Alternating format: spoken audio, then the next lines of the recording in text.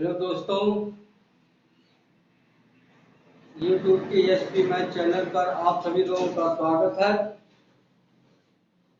पिछली वीडियो में संख्याओं का घन करना हम लोग सीख चुके हैं। आज पूर्ण घन संख्याओं का घनमूल निकालना सीखेंगे, वो भी गुणनखंड विधि द्वारा। पूर्ण घन संख्याओं का घनमूल निकालना सीखेंगे गुणनखंड विधि द्वारा। तो इसमें क्या क्या करना पड़ता है पहले ये जान लीजिए। सबसे पहले सर्वप्रथम दी हुई संख्या का अभाज्य गुणनखंड करते हैं। सबसे पहले दी हुई संख्या का भाग से या भाग विधि से अभाज्य गुणनखंड करते हैं। इसके बाद प्राप्त गुणनखंड के तीन तीन के समूह बनाते हैं। जो गुणनखंड आएगा उसमें तीन तीन समूह के समूह बनाते हैं, तीन तीन का समूह बनाते हैं। इसके बाद प्रत्येक समूह से एक एक गुणनखंड लेते हैं। इसके बाद इन गुणनखंडों का आपस में गुणा कर देते हैं और जो प्राप्त गुणनफल होता है वही दी हुई संख्या का घनमूल कहलाएगा। ठीक है, एक बार फिर सुन लीजिए। सबसे पहले दी हुई संख्या का भाज्य गुणनखंड करते हैं। चलिए उदाहरण लेकर देखते हैं। 27 है, तो पहला काम क्या बताया गया? सबसे पहले दी हुई संख्या का अभाज्य गुणनखंड करते हैं। तो चलिए करिए। यह 2 से नहीं कटेगा, 3 से कटेगा। 3 नवा 27, 3 से फिर 3 तिरिका 9, फिर 3 से 3 इकाई 3। ठीक, अब आप लिखेंगे 27 के जगह 3 गुणे 3 गुणे 3। देखिए बताया गया दूसरा अभाज्य गुणनखंड हो गया। दूसरा बताया गया प्राप्त गुणनखंड के तीन तीन के समूह बनाते हैं। 3 का समूह इसमें सिर्फ एक ही है, इसे आप 3 घाते 3 भी लिख सकते हैं। घातांक में बताया गया होगा। अब क्या कहा गया? प्रत्येक समूह से एक गुणनखंड लेते हैं। प्रत्येक समूह से एक गुणनखंड लेंगे 3, और यहां आप लिख लेंगे इस तरह से 27 का घनमूल। क्या हो गया उत्तर? 3। या आप ऐसे कहिए 3 का जो घात होगा, समझ रहे हैं ना, उसमें 3 से भाग दे देंगे। इस घात के अंक में 3 से भाग दे देंगे, जो आएगा वही घनमूल होगा। ठीक है, फिर से सुन लीजिए। सबसे पहले क्या किया गया? 27 का भाज्य गुणनखंड किया गया, जो 3 गुणे 3 गुणे 3 में प्राप्त हुआ। अब समूह बनाया 3 का, एक समूह बना, उसमें से एक गुणनखंड लेंगे, वह क्या है? 3 है। यही अभिन्न संख्या का घनमूल है। अब चलिए दूसरा उदाहरण लीजिए। 216, इसका भी अभाज्य गुणनखंड करिए भाज्य विधि द्वारा। देखिए लास्ट में 2 है, 2 से कट जाएगा, 2 इकाई 2, एक भी भाग नहीं जाएगा, शून्य बचेगा। फिर 2 8 16, फिर 2 से 2 बचे 10, 2 चौके 8, फिर 2 से 2 दूनी 4, 2 7 14। अब 2 से नहीं जाएगा, अब 3 से भाग दीजिए। 3 नवा 27, फिर 3 से भाग दीजिए। 3 तिरिका 9, यही छोड़ दीजिए, अब 3 से ही भाग जाएगा। अब 216 को आप कैसे लिखेंगे? 2 गुणे 2 गुणे 2 गुणे 3 गुणे 3 गुणे 3। अब दूसरा स्टेप था प्राप्त गुणनखंडों में 3 3 का समूह बनाते हैं। इसमें 2 समूह बन गया। अब क्या क्या अगला स्टेप में प्रत्येक समूह से एक एक खंड लेते हैं, तब हो जाएगा 216 का घनमूल। इस ग्रुप से क्या लेंगे? 2, और इससे क्या लेंगे?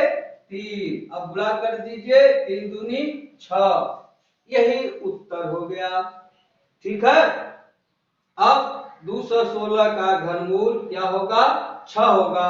आपको इस तरह से भी बताया गया, इसको 2 घाते 3 लिख सकते हैं, इसको 3 घाते 3 लिख सकते हैं।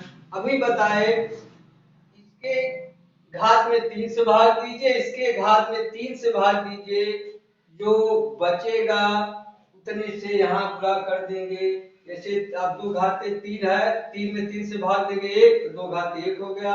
यहाँ 3 में 3 से भाग देंगे 1, 3 घाते 1 हो गया, उत्तर आ गया 6। ठीक है। अब चलिए अगला उदाहरण लेते हैं। बड़ी बड़ी संख्या लेते हैं 1 5 7 4 6 4। फिर अब इसको भी भाग विधि से अभाज्य गुणनखंड करेंगे। देखिए 2 से भाग जाएगा, 2 साते 14, 1 बचा 17, 2 अठे 16, 1 बचा 14, 2 साते 14, फिर 2 तिया 6, 2 दूनी 4, फिर 2 से भाग दीजिए, 2 दूना 4, 2 तिया 6 होगा, 2 तिया 6, 1 बचेगा 18, 2 नवा 18, फिर 7 में 2 से भाग जाएगा, 2 तिया 6, फिर 13 बचेगा, 2 छक 12, फिर 12 बचेगा, 2 छक 12, फिर 2 से भाग दीजिए, 2 इकाई 2, 19 बचा, 2 नवा 18, फिर 13 बचा, 2 छक 12, फिर 16 बचा, 2 अठे 16, फिर 2 तिया 6। अब 2 से भाग नहीं जाएगा, 3 से दीजिए, 3 छक 18, फिर 1 बचेगा 16, 3 बचे 15, 1 बचेगा 18, 3 छक 18, 3 इकाई 3, फिर 3 से भाग दीजिए, 3 दूना 6, फिर 3 इकाई 3, 2 बचेगा 26, 3 अठे 24, 2 बचेगा, 3 साते 21, फिर 3 से भाग दीजिए, 3 साते 21, 3 दूनी 6, 3 नवा 27, फिर 3 से भाग दीजिए, 3 दूनी 6, 3 चौका 12, 3 तिरिका 9, फिर 3 से भाग दीजिए, 3 अठे 24, 3 इकाई 3, फिर 3 से भाग दीजिए, 3 दूनी 6, बचेगा 21, 3 साते 21, फिर 3 से भाग दीजिए, 3 नवा 27, फिर 3 से भाग दीजिए, 3 तिरिका 9, ये हो गया। अब आप इस संख्या को इस तरह लिखिए, 15 7 4 6 4 को गुणनखंड रूप में 2 कै बार है, 1 2 3 बार है, 1 2 3 गुणे, अब 3 देखे कै बार, 1 2 3 4 5 6 7 8 9 बार है, तो 1 2 3 4 5 6 7 8 9। अब क्या बताया गया, 3 3 का समूह बनाइए, 1 2 3 4। फिर अब इसका घनमूल निकालने के लिए बताया गया, प्रत्येक समूह से एक एक अंक लेंगे। इस समूह से 1 ले लेंगे 2, इसे 1 लेंगे 3, इसे 1 लेंगे 3, इसे 1 लेंगे 3, क्या हो जाएगा, 2 तिया 6 त्रिक 18 तिया 54, यही उत्तर हो गया। और दूसरा तरीका बताए थे, इसी को आप चाहें तो लिख सकते हैं, 2 घाते 3 गुणे 3 घाते 1 2 3 4 5 6 7 8 9 9। अब 2 का घात 3 में 3 से भाग देंगे, 2 घात 1 आ जाएगा, और 9 में 3 से भाग देंगे तो भागफल 3 आएगा। देखिए 3 बार लिखा है, 3 घाते 3। अब इसका गुणा कर देंगे, यही गुणनफल हो गया। चलिए अगला उदाहरण लेते हैं।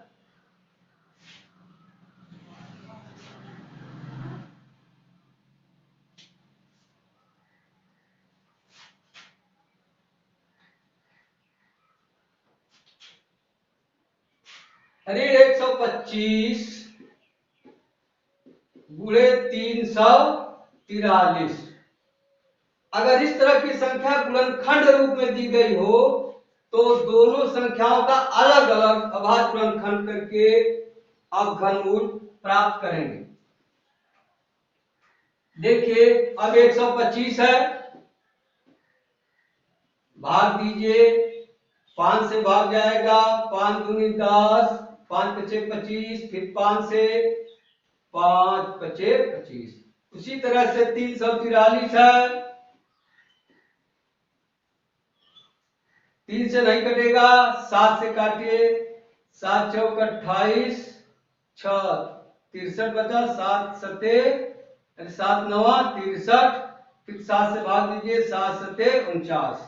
आप यहां लिख सकते हैं इसको।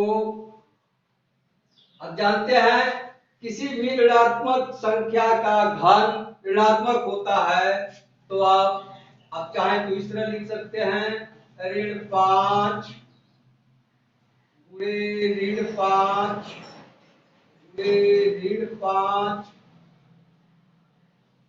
फिर गुणे ऋण 7 गुणे ऋण 7 गुणे ऋण 7।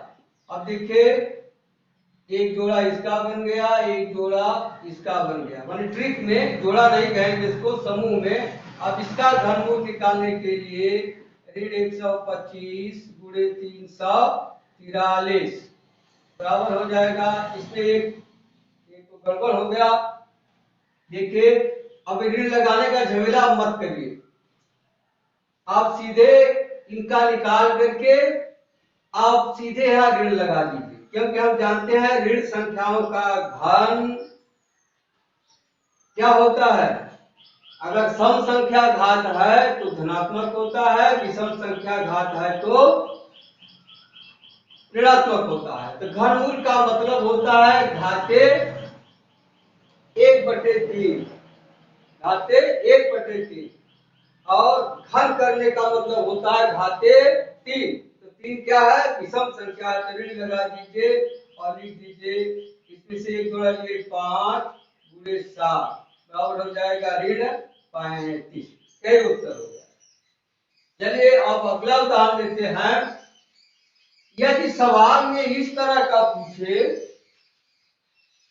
कि कोई संख्या दी हुई है, जैसे है 13 1 2 2, यह संख्या दी हुई है 13122 में किस छोटी से छोटी संख्या से भाग दें कि भागफल पूर्ण घन हो जाए। इसके लिए आप क्या करेंगे, इसका अभाज्य गुणनखंड करेंगे। क्या करेंगे, अभाज्य गुणनखंड करिए। 2 से भाग के 2 छक 12, 1 बचा, 11 2 पचे 10, फिर 1 बचा 12, 2 छक 12, फिर 2 इकाई 2, 13 122 ठीक है। फिर से आप देख लीजिए, 2 छक 12, 1 बचा 11, 2 बचे 10, फिर 1 बचा 12, 2 छक 12, फिर 1। अब 2 से भाग नहीं जाएगा, 3 से दीजिए, 3 दूनी 6, 3 इकाई 3, 2 बचेगा 26, 3 आठे 24, 2 बचे 1 3 साते 21, फिर 3 से भाग दीजिए, 3 साते 21, फिर 3 दूनी 6, 3 नवा 27, फिर 3 से भाग दीजिए, 3 दूनी 6, 3 चौके 12, 3 तिरिके 9, फिर 3 से भाग दीजिए, 3 आठे 24, 3 इकाई 3, फिर 3 से भाग दीजिए, 3 दूनी 6, 3 साते 21, फिर 3 से भाग दीजिए, 3 नवा 27, फिर 3 से भाग दीजिए, 3 तिरिका 9। आप इसको लिख लीजिए 13122 को लिखिए 2 गुणे 3 गुणे 3 का बार 3 है, 1 2 3 4 5 6 7 बार है, 1 2 3 4 5 6 7 बार हो गया। अब क्या बताया गया था, 3 3 का समूह बनाइए, एक समूह ए बन गया, एक समूह एक समूह ए बन गया। अब देखिए किसका समूह नहीं बन रहा है, इस 2 का और एक 3 का समूह नहीं बन रहा है, यानी इसको अगर हटा दिया जाए तो यह पूर्ण घन बन जाएगा। तो उत्तर क्या होगा, 2 और 3 का समूह नहीं बन रहा है, अतः 2 और 3 से भाग देने पर प्राप्त संख्या पूर्ण घन बन जाएगी। ठीक है, क्या लिखेंगे उत्तर, 2 गुणे 3 से भाग देने पर प्राप्त संख्या पूर्ण घन बन जाएगी। ठीक है, अगर इसी सवाल में पूछता किस छोटी से छोटी संख्या से गुणा करें कि पूर्ण घन बन जाए, तो देखिए इसका जोड़ा बनने में दो की कमी है और इसका जोड़ा बनने में भी 3 की कमी है, अतः 2 दूनी 4 और 3 3 के 9 9 चौका 36 से गुणा करने पर यह पूर्ण घन बन जाएगा। ठीक है, अब अभ्यास प्रश्न दिया जा रहा है, इसको हल करिए। हाँ देखिए अभ्यास प्रश्न है, पहला है 8 और ऋण 8 के घनमूलों में कौन सा बड़ा है, तो इसका भाज्य गुणनखंड करिए, इसका भाज्य गुणनखंड करिए। आप घनमूल में ऋण अगर दिया है तो उत्तर निकाल करके सिर्फ ऋण लगा दीजिएगा। अब पता करिए कौन बड़ा है कौन छोटा है। आप जानते हैं ऋणात्मक संख्या धनात्मक संख्या से छोटी होती है। फिर 32 को किस लघुत्तम पूर्ण संख्या से गुणा करें कि गुणनफल पूर्ण घन हो जाए, इसका भाज्य गुणनखंड करिए। जिस संख्या का त्रिक या समूह न बनता हो 3 का, इतने अंकों से आप गुणा कर दीजिएगा। अगर 2 गुणे 2 है, 1 घट रहा है, उतने से गुणा करने पर केवल 2 है तो 2 गुणे 2 से गुणा करने पर पूर्ण घन बन जाएगा।